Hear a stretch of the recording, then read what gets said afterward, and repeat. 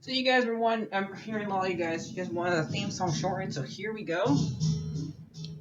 This girl reviews movies, games, and books. Sometimes she plays them. So does that. And when she does it with the cat, does that make her crazy? Does that make her crazy? Probably. So it's shorter. There you go. Crazycatlady or Martha Butler does not own any trailers or pictures. I use them under fair use, educational, for education and entertainment. Hi everyone, Martha here. So finished reading Drowning. Or listening to it. Guess I'm not gonna. I'm gonna have to wait till next week to try to finish. So yeah, try to finish that one next week. I'm leaving here tomorrow when I go somewhere. So, yeah, it was this Drowning book. It was really hard to listen to at like near the middle. Like once everything happens, it gets heavy towards the end. So yeah. So we go to the pages. Okay, so Kara is the lead character, and we also got Francine and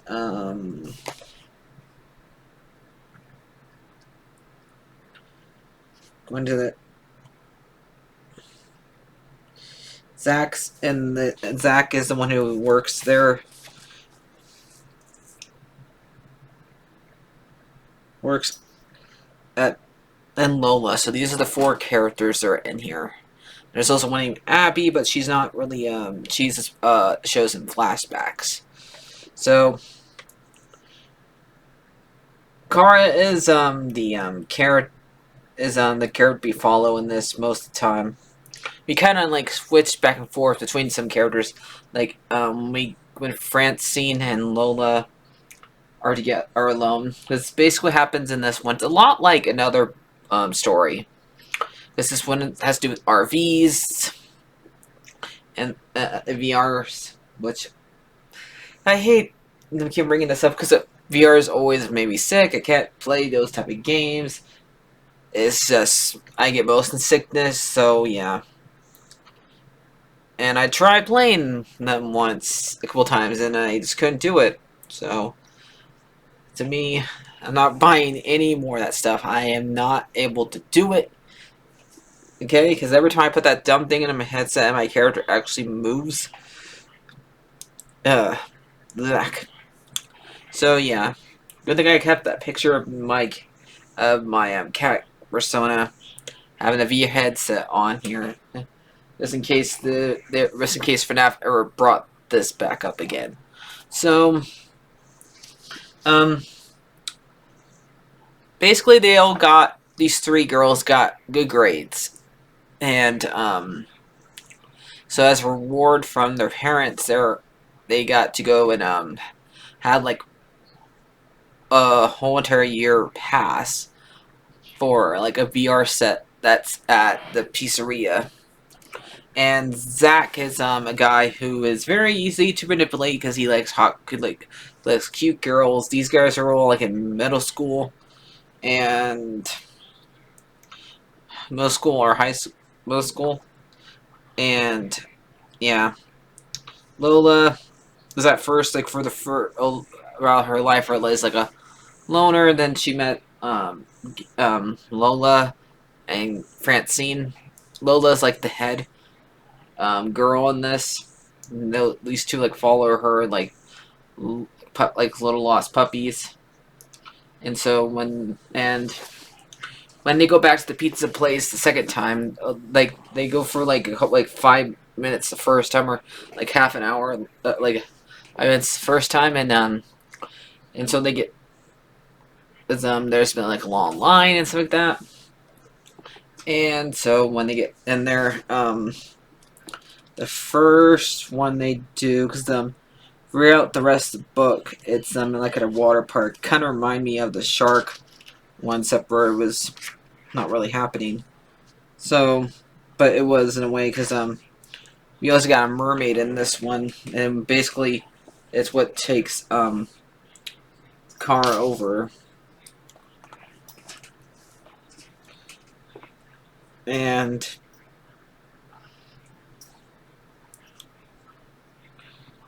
she like sees like a bunch of memories from her past, and like it's the game like knows that about her past like that. So they did like Coaster City the first time around, but the next time she goes to she does a water park. And yes, the entire time she's in there, which is like 20 minutes, and Zach kind of like violates his he should got fired because he left her there for a lot longer than he was supposed to, and she ends up being like seeing a lot of flashbacks. Apparently, she was around when one of her cousins got hurt really badly, and she blames herself for it.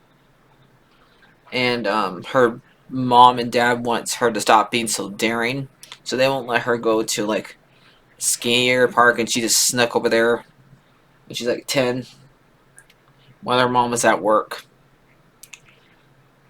and or at a meeting. So yeah.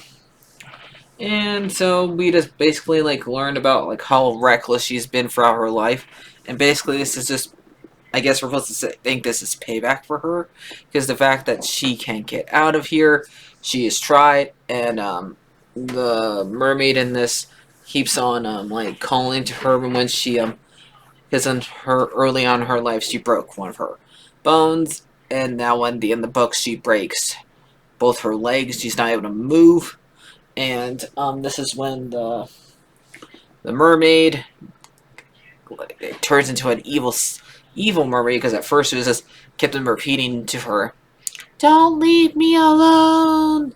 And when she finally like tries to help the girl, the mermaid tries to like drags her, but she has to like get a good grip and get out of there and stuff like that. And she like sees like three of herself at one moment, and then at the very end, let's read it. When like she's getting dragged in and she's about to die, basically, and after she breaks both her legs, the mermaid like drags her in like this is like Jason Jason and the Argonauts when the sirens um her in call them in. So it's kind of like that. So that's why I'm using pictures of people either being drowned or evil mermaids, and I try not and I just pick random pictures, not ones like Little Mermaid or anything like that. I just pick ones where like mermaids are like either evil or something like that, when they're like the ones that we actually read about. They actually are in mythologies, or when they're sirens, or when they see those bird animals that are also like this. So yeah. So here's the I'll read the last page to you guys. I don't belong here. Please, I want to go home. I'm begging you, let me go. The girl kept crawling towards her. Kara grabbed at the slipping around her, trying to pull her away, but she slipped against smooth and but forced her with willing. No, she gasped, grabbed onto Kara's ankle, then on another, sending pain and shot through Kara's legs. Then she screamed. The girl dragged Kara towards the pool. Stop! Stop! Let me go! Let go of me! Kara screamed. You're hurting me! The girl jerked Kara into the pool, deeper and deeper into the water. Kara grabbed at the water, and lights or above her disappeared. Francine rushed behind Zach and Lola. They made their way to the resource and they pushed down the rope and entrance and they ran towards the control panel. He looked at the VR screen, but the panel, nothing was showing but static. That's weird, he muttered. Then he seemed to look at something on the controls and his eyes widened. Aw, man, what? Lola asked. What? Lola asked him. What's the matter? Is Carl here? It's nothing. Something wasn't set right. Looks like the game was left on. She's still here. He flicked a rush and hyperdrive and another labeled water park, and then he pushed the button and slipped open the door. Francine rushed past Lola over to the VR seat. Car was sat there on the first seat, and thank goodness. She's here, Francine yelled out of relief. Kara, we couldn't find you. You gave us a terrible scare. Kara, Lola snapped. We've been looking for you everywhere. My brother's waiting for us. We were so worried. We have to go now. Zach lifted Kara's helmet. Kara, he asked, frowned. Kara! Lola's eyes widened. She grabbed Kara's arm and shook her. What's the matter with you, Kara? Lola shook her harder. Stop playing around. This isn't funny. Lola looked at Kara, then stopped back in shock. Kara had a strange blank face on her. Her eyes were wide and dark circles under them, as if they stared at nothing. Her skin was pale, and then her lips were dry and parting. Francine snapped a hand over her mouth to keep from screaming. So yeah, the next one's Mimic. So we're gonna learn about what is going on in the end, because it's every time we go to the go to the epilogue, they always talk about a Mimic. So is this going to have us learn about it? So, but I did like this one. It was really good. It was a good book. Good story. So I'm probably gonna give this one like a 9 out of 10. It's very, really chilling. You're gonna enjoy it when you read it. So I'll see you guys later. My favorite, subscribe, and no FNAF news right now. As far as I know, there's no pictures or already had our last trailer. So that's it for right now. Comment down below. Bye-bye.